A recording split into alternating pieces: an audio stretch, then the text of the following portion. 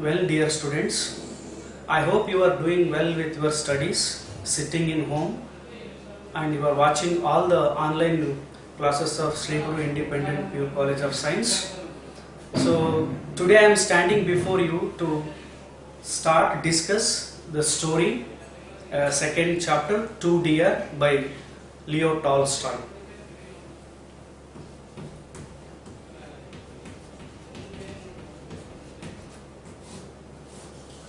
Two Deer is a short story written by Leo Tolstoy.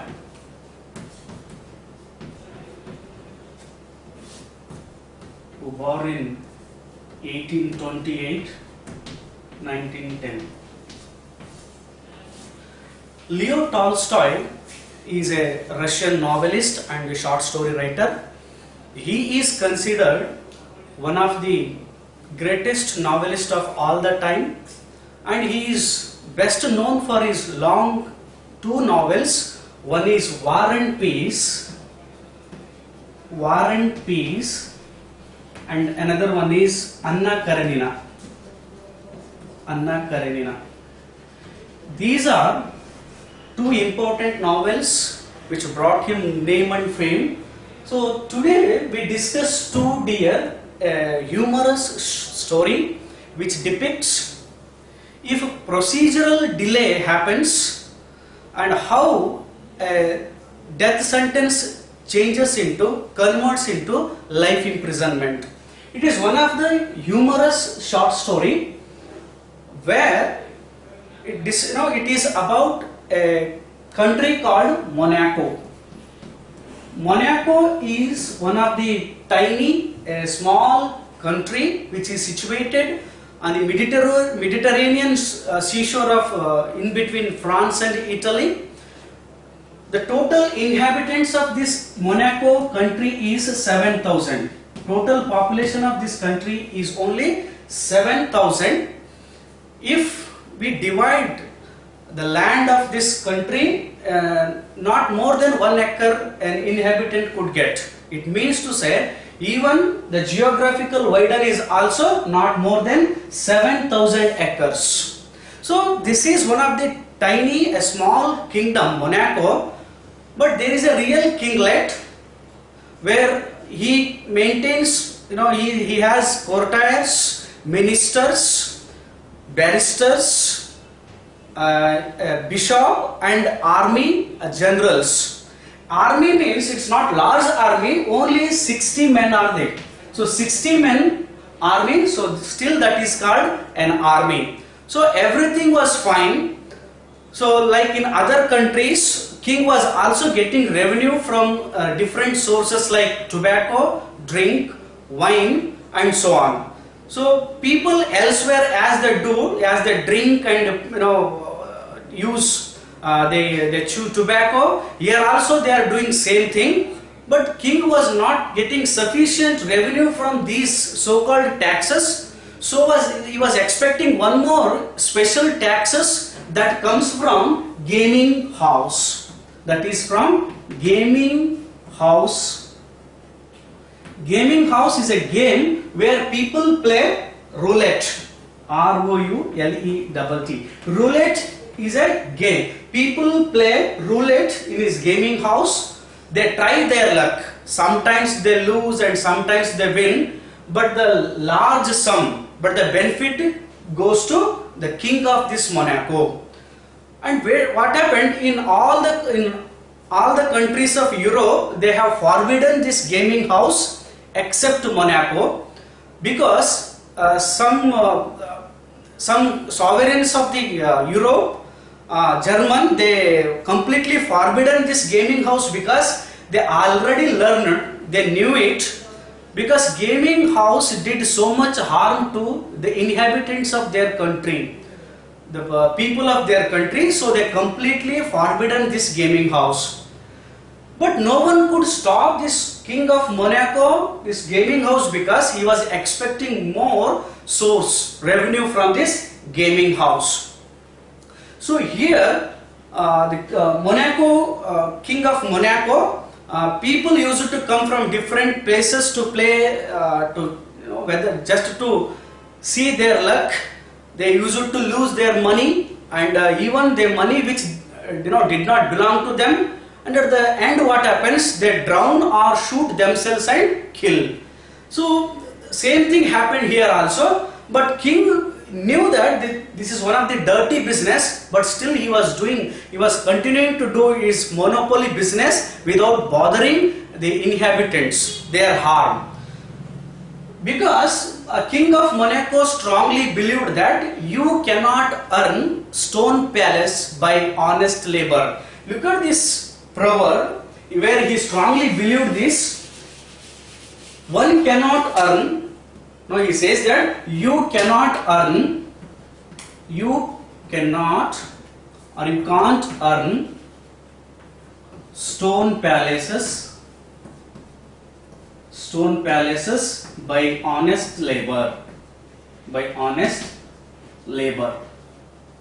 What does this proverb mean? You can't earn stone palaces by honest labor. So one cannot earn more money with his sincerity or is honest. So the person who wants to earn more money, the person who becomes rich and richer, he should be dishonest. He should not be honest. So that King believed in this proverb that in this statement that you cannot earn stone palaces by honest labor. So according to this he started following, and to maintain his kingship, or you say as a real king maintains his country, how he looks after his people, inhabitants there, and he has proper coronation, laws and sentences forbidden, everything, whereas a real king will have. So here he followed this statement accordingly, so that he continued by believing that one cannot earn stone palaces by honest labor. So he meant to say that he knew that even drawing revenue from drink, wine is also not a nice thing, but what is he to do? And he wants more and more revenue, more and more source to spend on it and feed his courtiers, ministers, army people, and his bishops and everyone who were there. So that to maintain as if a real king maintains, so that he was expecting extra revenue from this gaming house or gambling game. So next what happened? King started, whereas people started coming from all over, everywhere to play, to test their luck, and they came to play this roulette gaming house, and sometimes they used to win and sometimes they used to lose. And after continue of this gaming house, what happened? There actually took place a murder. There a man committed a murder where he tested his luck, and completely he lost everything, his money, and he borrowed some money from someone, and that money also he lost. When he completely lost everything, in despair what happened? He murdered someone. The person who asked him money, he committed a murder. And as usual, this never happened in Monaco country before. All the people stunned to know this. All the people surprised to know that Monaco, in Monaco, which is known for peace country and which is very peaceful country, and after the murder, what happened? People got so afraid, and to give punishment to that criminal, what happened? There was a committee. There were juristers, judicial system, barristers were there. All the lawyers sat together, and they thought about what punishment can be given to this criminal. So the law directs that all the committee members sat together and discussed it, and they came to one conclusion that what the law directs, they have given punishment to the criminal, that the criminal head has to be cut off. That is what the punishment they wanted to give that criminal. And what they came to conclusion, they went to the king and kept their sentence before king, and king also agreed by saying that if the fellow if this criminal must be executed, execute him. He was not, he was not having any second thought. He said that execute him. And when the king ordered to execute this criminal, and there arose a small hitch, a small problem, an inconvenience, we say, that the Monaco country, neither it was having guillotine we said, guillotine, nor an executioner.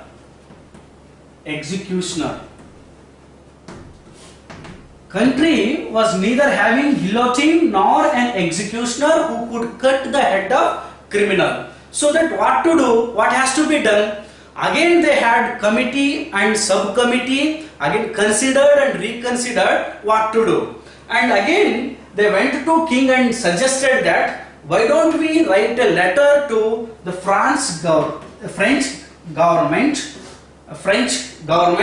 asking their favor whether they could supply a guillotine, a machine and an expert to cut the head of criminal.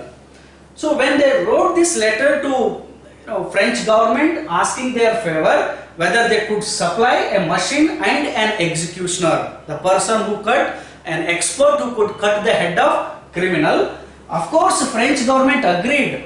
It said that we are happy to send, in fact we are happy to send a machine and as well as an executioner, but total cost would be, it would be 16,000 francs. Franc means a unit of money in France. So they said they are happy, indeed they are happy to send a machine as well as an expert, they are ready to supply, but they said that they are going to charge 16,000 francs.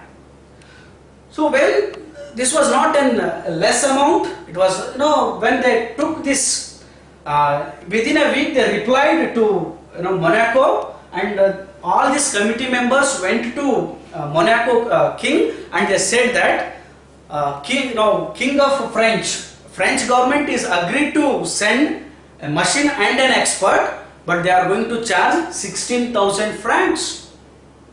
When king came to know that 16,000 francs, it was not an easy amount, it was not less amount, and to spend this 16,000 francs on this criminal, from where he should draw this revenue, from where he should get that money. And again he thought, and he said that it is not, 16,000 francs is too much, and each inhabitant has to pay 2 francs, and people may not stand on this, so that better we should change, better we should find somehow cheaper way to deal this rascal. He said, rascal, this wretch is not worth of 16,000 francs. And what could be done? Again they had a meeting, again they arranged a committee. In that committee again they considered and reconsidered, and they decided to send the same letter which they have dropped to send to, which they sent to French government. Again they dropped the same letter asking the favor of Italy. This time French government is a republican government, so it will not have proper respect towards king. So that they thought that Italy government may have less, it may supply a machine and an expert, but it may ask less money. So that they sent the same letter to the government of Italy. Italy government also replied within a week by saying that it is their pleasure, they are ready to spend, they are ready to send a machine and an expert, but they said that they were going to charge 12,000 francs including traveling expenses. So compared to French government's expectation, Italy government sees 4,000 francs less. Then what happened? Again they took that decision before, and again they went to the king of Monaco, and they said that whereas Italy government is ready to supply a machine and as well as an executioner, but they were going to charge 12,000 francs. King said that again it will be more than 1,001 francs on each inhabitant, and people may not stand on this statement, So that better you find somehow cheaper way to deal this rascal, he said. And again there was a committee held, and in that committee they considered and reconsidered, and they thought that what could be done. So later one of the ministers stood up and he suggested that why don't we ask one of the soldiers in our army and who could cut the head of criminals in a roughly fashion, in a homely fashion, a roughly fashion. Then they summoned general, and they asked him that whether anyone could ready to cut the criminal's head off, and all the soldiers were asked to do that, and none of the soldier came forward, none of the soldier ready to do that, because they said that we have not been trained to do that. So we know how to fight with the enemies, but we have not been trained to cut the criminal's head of our own citizen. So they completely they disagreed. They were not ready to do that work. Then what could be done? Again a committee after committee, and again they sat with all the jurymen and barristers, and they decided what could be done. Later they thought that why don't we change the death sentence into life imprisonment. That's what they have done. The earlier decision was that the verdict was to cut off the criminal's head, and later they changed the death sentence into life imprisonment. So in this life imprisonment, the criminal has to be kept in a prison lifelong. So that's what the decision they have taken, and again they kept before the King of Monaco. Monaco, after thinking, he agreed. If all of you are agreed to do this, do it, go ahead. And then what happened? Then they agreed to keep this criminal lifelong in a prison. Again a small hitch. Again there arose a problem. What was the problem? That again the Monaco country was not having a suitable prison to keep the criminal there permanently.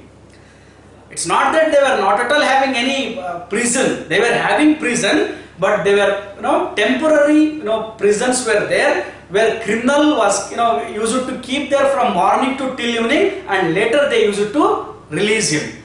And again somehow they managed to find a place which suitables which is exactly looks like prison, and they kept him there. And after keeping this criminal inside the prison, they wanted to keep a guard to watch him. So again they kept before that king agreed, and the watchman's duty, the guard duty was to fetch the food of criminal from king of palace, a kitchen of palace, and he has to look after the criminal. So this is what the duty was assigned to the guard. So everything was fine. The guard was keeping his eye on the criminal, and right time he was going to the palace, kitchen of palace, and bringing dinner to the criminal. And later, months after months gone, then what happened? One day the king of Monaco was looking, he was just going through all the income and expenditure of the king, that Monaco country. Then all of a sudden he is surprised to know that there was an extra column of expenditure, that was expenditure on the criminal and the salary which they gave to the guard, the money which they spent on criminal as well as the guard. And it was not a small amount. It was 600 francs. 600 francs per annum, per year. King could not sustain this. He got angry, and again he summoned all the ministers and courtiers and jurymen to his place. Again he asked them, 600 francs per annum. This rascal is still young, and he may live another 50 years. He may live 50 years. It is too much. So find somehow cheaper way to deal this criminal. And what could be done? Again all the committee members sat together and they discussed, and one of the ministers stood up and said that better we should dismiss the guard. We should dismiss the guard who was watching criminal. And one of the another minister stood up and he objected him by saying that if we dismiss the guard, the criminal may run away. So this is what he said. And when he said that criminal may run away, the first speaker, the first minister who suggested that to remove the or dismiss the guard, he said that we are also expecting the same thing. If criminal, let him run away. If he runs away, then we can bring him back and we hang him. This is what the suggestion he gave. Where first minister said that we dismiss the guard, all the committee members agreed to his point and they dismissed the guard who was watching criminal. And when few days happened, they were expecting that the criminal may run away. All are surprised to know that the criminal was not even showing an iota of interest to run away from that prison.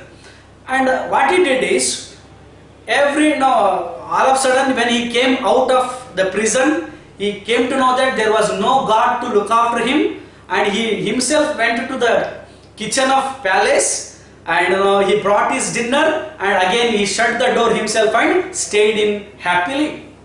So again few days after few days, and again all these committee members and king thought that this is headache. Again they thought, get rid of this criminal, what could be done?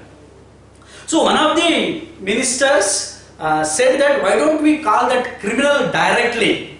We should summon him directly and tell him that there will be no guard to watch him. Why don't he run away? So one day they summoned the criminal before the king and said that why don't you run away? There is no guard to keep watch you, so you can go wherever you wish. No one will object you, and even king won't bother. So when they said it directly to the criminal said that I dare to say that king won't mind when I run away, but I don't want to run away anywhere. He said, where I should go now? If I go out, I don't have any works to do. You have ruined my character. You have ruined my personality by giving me death sentence. And you called me as a criminal, murderer. People turned their backs on me so that no people could speak with me. I don't have money to lead my life. What I shall do? What I should do now? Then I have excused you 2-3 times, and first time when I committed a murder, you brought me here and you gave me death sentence to cut off my head, but you did not do that. And first time I did not give any complaint on you, and I excused you. And then when you converted a death sentence into life imprisonment, at the time also I did not complain on you. But now all of a sudden you are saying that I should run away from this prison. No, I am not ready to do that. I don't have money, I will not have proper respect in this society. People may not give me works to do, and how should I lead my life, and what I should do now, and what could be done?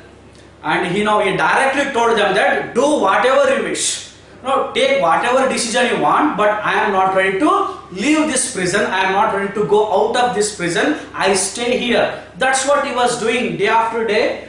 Then what happened? Again, it has become headache to all the ministers, including king. Then they arranged a meeting. Again, they arranged a committee and a subcommittee. What could be done? And they decided to offer pension to this criminal. Pension every year or per month. So every month they offer. They wanted to give him, offer him a pension.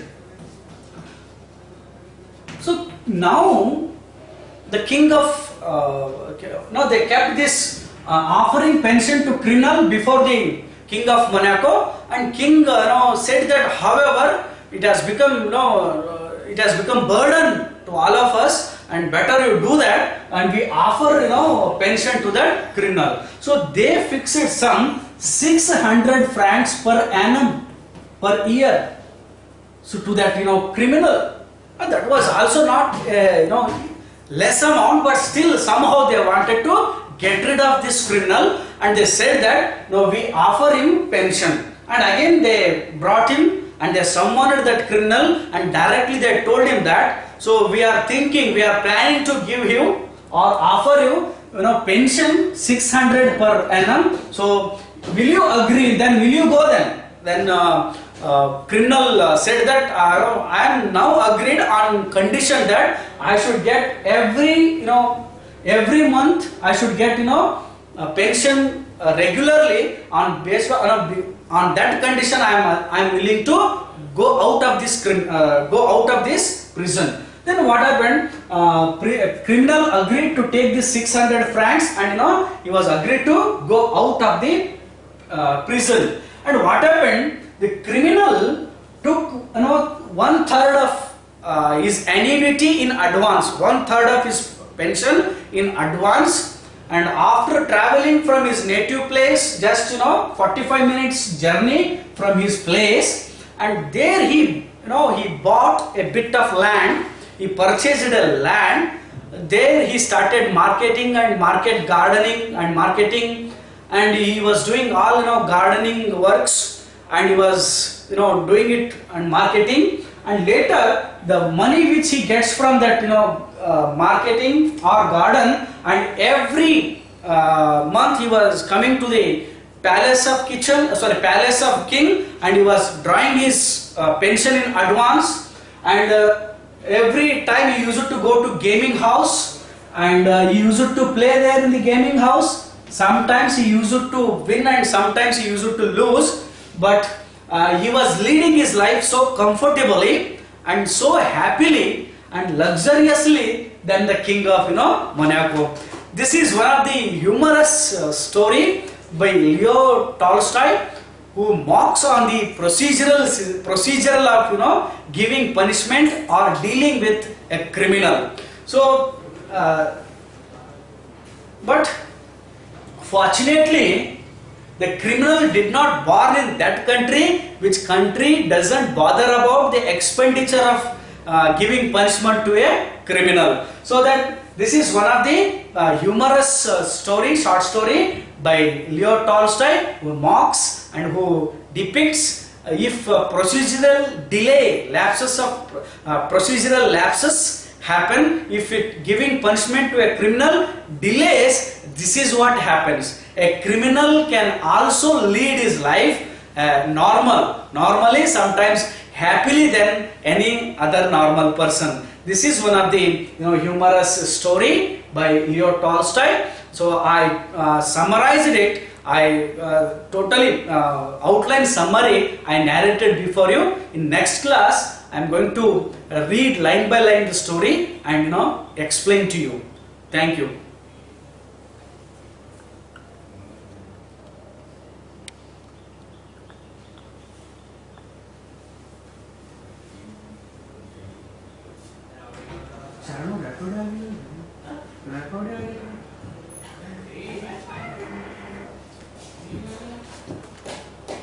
ಆಗದ ಎಷ್ಟು ನಿಮಿಷ ಆಗ್ಯದ ಎಲ್ಲಿ ಆಯ್ತು ಎಷ್ಟು ನಿಮಿಷ ಆಗ್ಯದ 20 ಆಯ್ತು